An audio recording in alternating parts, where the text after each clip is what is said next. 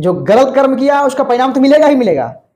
हाँ, तो उसको घबराना नहीं है। तो वहां पर क्या होता है कि उसके पास तरह तरह के कस्टमर आते हैं। अब किस कस्टमर को क्या बीमारी है तो पता नहीं। जन्म लेने के बाद बच्चे को भी 24 घंटे के अंदर में हेपेटाइटिस बी का एक शॉट जरूर देना चाहिए। हेलो माय डियर्स, मैं आशा करता हूं कि आप स्वस्थ होंगे, मस्त होंगे, व्यस्त होंगे।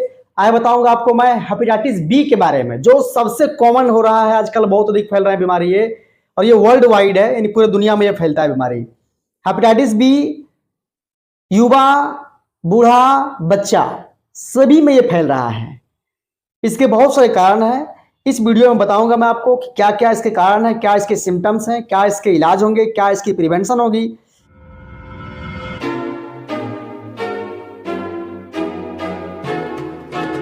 हेपेटाइटिस बी एक वायरल डिजीज है जो स्पेशली आपके लीवर को अफेक्ट करती है। हेपेटाइटिस यानी हेपेट मींस लीवर और आइटिस मींस इन्फ्लामेशन। लीवर की इन्फ्लामेशन को ही बोलते हैं हेपेटाइटिस। हेपेटाइटिस की अलग अलग टाइप्स होते हैं, जैसे hepatitis A, hepatitis B, hepatitis C, hepatitis D, hepatitis E. 5 तरह के होते हैं। हेपेटाइटिस ए और ई कॉमन है, ये इन्फेक्टेड खाना पानी खाने से हो जाता है। और बी और सी और डी ये बहुत ही डेंजरस होता है, क्योंकि ये वायरल के वजह से होता है, वायरस के वजह से होता है। हेपेटाइटिस बी जो मोस्ट डेंजरस है, और उससे भी डेंजरस हेपेटाइटिस सी है। हेपेटाइटिस बी आपके इम्यून सिस्टम को डैमेज कर देती है और आपके लीवर के सभी फंक्शन को प्रभावित करती है। आप प्रॉपर तरीके से डाइजेस्ट नहीं कर पाते हैं खाने को, आप प्रॉपर तरीके से अपना मेटाबॉलिज्म को मेंटेन नहीं कर पाते। हेपेटाइटिस बी का एक रेशियो है, लगभग दुनिया का 3.3% लोग परेशान हैं इससे, और प्रत्येक साल लगभग 11 लाख लोग मरते हैं हेपेटाइटिस बी से, और प्रत्येक साल 1.5 मिलियन यानी कि 15 लाख लोग हेपेटाइटिस बी से सफर करते हैं, ग्रसित होते हैं, नए नए केसेस आते हैं। हेपेटाइटिस बी होने के कारण है हेपेटाइटिस बी वायरस HBV। अगर कोई ब्लड ट्रांसफ्यूजन हुआ है और उस आदमी का ब्लड इन्फेक्टेड है हेपेटाइटिस बी से, और वही ब्लड अगर आपके बॉडी में अगर ट्रांसमिट हो जाए तो आप में भी हेपेटाइटिस बी हो जाएंगे। हाँ, ये खांसने छींकने से, साथ में खाने से हेपेटाइटिस बी नहीं होता है। ब्लड कांटेक्ट के बहुत सारे टाइप हैं। जैसे कोई मेडिकल प्रोफेशन में है, वो सुई दे रहा है, इंजेक्शन लगा रहा है, तो उस इंजेक्शन को दूसरे पेशेंट में लगाएगा, और पहला पेशेंट को जिसको लगाया गया था सुई और उसको था हेपेटाइटिस बी, तो वो ट्रांसमिट हो जाएगा अगले पेशेंट में उस नीडल के माध्यम से। Sharing of razor, sharing of toothbrush, sharing of nail cutter, nail clipper, इन सभी से हो सकता है। रेजर जो दाढ़ी बाल बनाते हैं उसको भी शेयर नहीं करनी चाहिए, क्योंकि कभी कभी कट जाता है ना, तो ब्लड उसके सरफेस पर लग जाएंगे और फिर आपको भी ट्रांसमिट हो सकता है। रिलेशनशिप विद इन्फेक्टेड पर्सन, अगर कोई इन्फेक्टेड पर्सन है और उससे रिलेशनशिप बनाया जाए तो उनका जो प्रॉब्लम है हेपेटाइटिस बी का जो वायरस है वो आप में भी ट्रांसमिट हो जाएंगे। इसलिए alert and safe during intercourse. और एक चीज और है कि अगर प्रेग्नेंट लेडी है और उनको हेपेटाइटिस बी है तो उनके बच्चे में भी ट्रांसमिट ये हो जाते हैं, ब्रेस्ट फीडिंग से भी हो जाते हैं। इसके क्या क्या लक्षण होंगे? अगर हेपेटाइटिस बी आपको होती है तो लीवर डैमेज होता है। लीवर डैमेज से कुछ स्टेज हैं जो आप फिगर में देख रहे होंगे। पहला, हेल्दी लीवर से फैटी लीवर बनेगा, फैटी लीवर से लीवर फाइब्रोसिस होंगे, लीवर फाइब्रोसिस के बाद में लीवर सिरोसिस बनेंगे, और लीवर सिरोसिस के बाद में लीवर कैंसर बनेगा, और जो इसकी इलाज नहीं है। हेपेटाइटिस बी में सभी हो जाते हैं।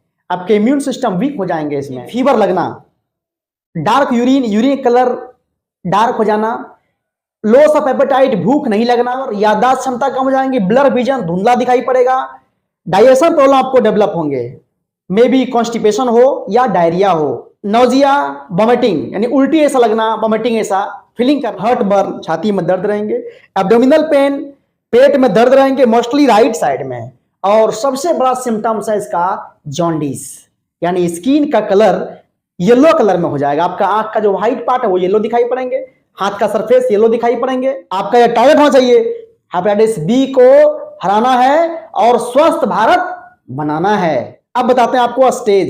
इसके 2 स्टेज होते हैं, एक होता है एक्यूट और एक होता है क्रॉनिक। हेपेटाइटिस बी अगर एक्यूट होते हैं, मतलब कि अगर 6 मंथ में ये प्रॉब्लम्स अगर सॉल्व हो जाते हैं तो हेपेटाइटिस बी आपका ठीक हो जाता है।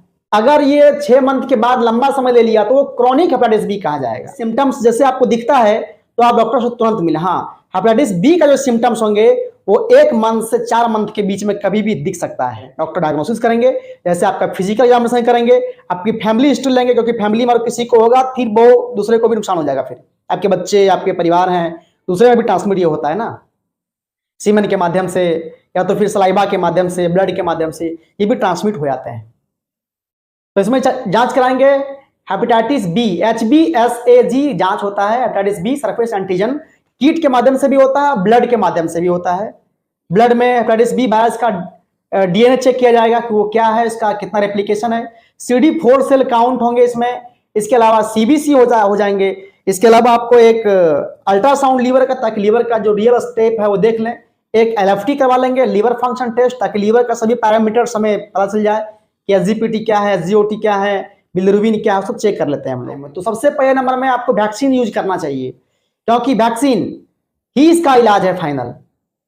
जिस आदमी को नहीं हुआ है वो वैक्सीन लेना चाहिए, जिसे हो गया है उनको भी वैक्सीन के साथ में दवा और प्रिकॉशन लेना जरूरी है।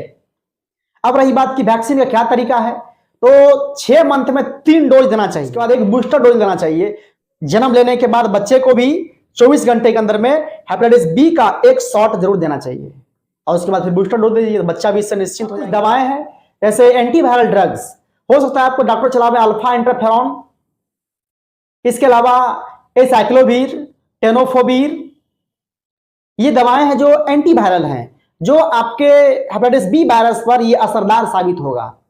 इसके अलावा आपको जो सिम्टम्स है, जैसे फीवर है तो फीवर की दवाएं, वोमिटिंग है तो वोमिटिंग की दवाएं, वीकनेस कमजोरी लग रही है तो वीकनेस की दवाएं, अगर आपको बॉडी पेन है तो बॉडी पेन की दवाएं। तो जो सिम्टम्स है उसके अकॉर्डिंग दवा डॉक्टर चलाएं। बचाव क्या करना है, खान पान को मेंटेन करें, हरी साग सब्जियां इंक्लूड करें, टेंशन तनाव नहीं लें। जो गलत कर्म किया उसका परिणाम तो मिलेगा ही मिलेगा, तो घबराना नहीं है। तो हरी साग सब्जियां, ड्राई फ्रूट शामिल करें, एक्सरसाइज करें, मॉर्निंग वॉक जरूर करें। इसके अलावा जो प्रोस्टिट्यूशन की जो एरिया होता है ना, वहां पर नहीं जाएं।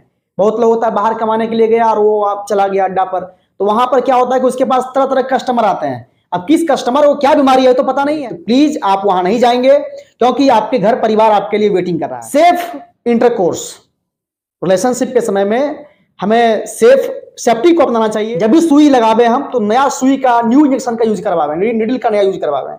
किसी दूसरे का अटेंसिल्स, बर्तन, दूसरे का नेल क्लिपर या फिर सीजर्स, दूसरे का रेजर, ये सब यूज नहीं। दूसरे के बच्चे को भी दूध नहीं पिलावे। वीडियो अच्छा लगे तो लाइक कमेंट जरूर करें, चैनल को सब्सक्राइब करें और वीडियो को शेयर भी करें, ताकि दूसरा लोग को भी जानकारी मिले और गलत काम नहीं करें। आपका दिन शुभ हो, मंगलमय हो। बहुत बहुत धन्यवाद।